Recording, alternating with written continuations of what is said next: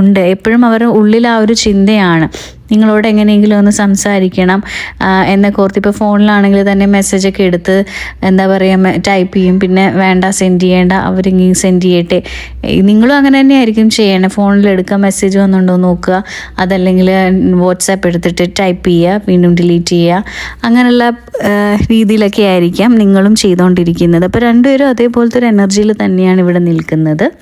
അപ്പോൾ ശരിക്കും പറഞ്ഞാൽ ഈ ഒരു വ്യക്തിക്കും അതുപോലെ തന്നെ കമ്മ്യൂണിക്കേഷൻ ചെയ്യണമെന്ന് ആഗ്രഹമുണ്ട്. പക്ഷെ നിങ്ങൾ എങ്ങനെ പ്രതികരിക്കും, എന്ത് പറയും, എങ്ങനെ ഈ ഒരു റിലേഷൻഷിപ്പിൽ ഞാനായിട്ട് ഇട്ടിട്ട് പോയത്, ഞാനായിട്ടുണ്ടായ പ്രശ്നങ്ങളും ഒക്കെ അല്ലേ, എങ്ങനെ ഞാനിത് അതായത് വീണ്ടും എന്ത് പറഞ്ഞു തുടങ്ങും, മനസ്സിലായോ? അങ്ങനത്തേക്കൊരു ഭയമൊക്കെ അയാളുടെ ഉള്ളിലുണ്ട്.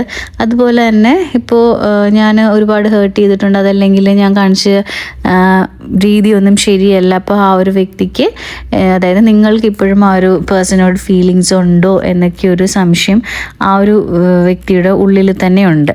അപ്പോൾ ഇപ്പോൾ ആ ഒരു വ്യക്തിക്ക് ഫീലിങ്സ് ഉണ്ടെന്ന് ചോദിച്ചു കഴിഞ്ഞാൽ ഫീലിങ്സ് ഉണ്ട്, നല്ലതുപോലെ ഉള്ളിൽ ആ ഒരു പേഴ്സൺ നിങ്ങളെ ആഗ്രഹിക്കുന്നുണ്ട്.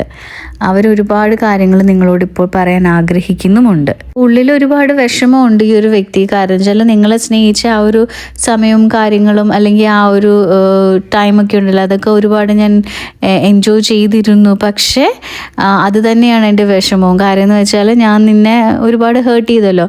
അപ്പോൾ അങ്ങനത്തെ ഒരു എനർജിയാണ് നമുക്കിവിടെ ഫീൽ ചെയ്യുന്നത്. അതായത് വളരെ ഡീപ്പായിട്ടുള്ളൊരു വിഷമം ആ ഒരു വ്യക്തിയുടെ ഉള്ളിലുണ്ട് നിങ്ങളോട് ഇങ്ങനെ ചെയ്തതിലും പ്രവർത്തിച്ചതിലും ഒക്കെ. അപ്പോൾ അത് എപ്പോഴും ഒരു മനസ്സിലൊരു നോവായിട്ട് കിടക്കുകയാണ്. നിങ്ങളെന്ന് പറയുന്ന അയാളുടെ ഉള്ളിലൊരു നോവാണ്. അപ്പോൾ നിങ്ങൾക്കും തോന്നും അയാൾ എന്നെ ഇട്ടിട്ട് പോയല്ലോ എന്നൊക്കെ, ശരിയാണ്. പക്ഷേ ഉള്ളിൽ ആ ഒരു പേഴ്സൺ ഇപ്പോഴും നിങ്ങളെ പറ്റിയും നിങ്ങളോട് കാണിച്ചതൊക്കെ പറ്റി ഒരു തീരാ വേദനയായിട്ട് നിങ്ങൾ നിൽക്കുകയാണ് ആ ഒരു പേഴ്സൻ്റെ ഉള്ളിൽ. അപ്പോൾ ശരിക്കും പറഞ്ഞാൽ അവർക്ക് കമ്മ്യൂണിക്കേഷൻ ചെയ്യണമെന്നുണ്ട്. നമുക്കിപ്പോൾ ഇവിടെ കിട്ടിയിരിക്കുന്ന റീഡിങ് വെച്ചിട്ട് അങ്ങനെയാണ്, അവർക്ക് കമ്മ്യൂണിക്കേഷനൊക്കെ ചെയ്യണമെന്ന് ആഗ്രഹമുണ്ട്. പക്ഷേ അവർ വെയിറ്റ് ചെയ്യാണ്. കാര്യം എന്ന് വെച്ചാൽ അയാൾ ആഗ്രഹിക്കുന്നുണ്ട്. നിങ്ങളുടെ ഉള്ളിൽ ചിലപ്പോൾ നിങ്ങൾക്കും ഉണ്ട് വിളിക്കണമെന്ന്, പക്ഷെ നിങ്ങളും വേണ്ട, എന്നെ ഇട്ടിട്ട് പോയതല്ലേ, വേണമെങ്കിൽ ഇങ്ങോട്ട് വിളിച്ചോട്ടെ എന്ന് നിങ്ങൾ ആഗ്രഹിക്കുന്നുണ്ട്. അത് തെറ്റൊന്നും ഇല്ല. പക്ഷേ അവരും ആഗ്രഹിക്കുന്നത് നിങ്ങൾ അങ്ങോട്ട് വിളിക്കും. ഇപ്പോൾ നിങ്ങൾ കംപ്ലീറ്റ്ലി ഒരു സൈലൻറ്റ് മോഡിലിരിക്കുകയാണല്ലോ. അപ്പോൾ നിങ്ങളതൊക്കെ ബ്രേക്ക് ചെയ്ത് നിങ്ങൾ തിരിച്ച് ആ ഒരു പേഴ്സണെ വിളിക്കും എന്നൊരു പ്രതീക്ഷയിലും ഒക്കെയാണ്. അതായത് ഒരു ചാൻസ് കിട്ടിയാൽ ഞാൻ ഇങ്ങോട്ട് വരാം എന്നൊരു രീതിയിലാണ് അതൊക്കെ ഒരു ഈഗോയുടെ ഒരു ഭാഗമാണ്. പിന്നെ അതൊക്കെ കൊണ്ടാണ് ആ ഒരു പേഴ്സൺ അങ്ങനെ ഇരിക്കുന്നത്. അതുപോലെ തന്നെ ആ ഒരു വ്യക്തി എന്താ പറയുക, അയാൾ മാനിഫെസ്റ്റ് ചെയ്യുന്നുണ്ട്. കാര്യം എന്ന് വെച്ചാൽ അതായത് എനിക്ക് അങ്ങോട്ട് ഫസ്റ്റ് അയക്കാൻ ചമ്മലും ഒക്കെ ഉണ്ട്, അല്ലെങ്കിൽ എൻ്റെ ഈഗോ സമ്മതിക്കുന്നില്ല. അതുകൊണ്ട് തന്നെ നീ ഇങ്ങോട്ട് മെസ്സേജ് അയക്കൂ. അപ്പോൾ മാനിഫെസ്റ്റേഷൻ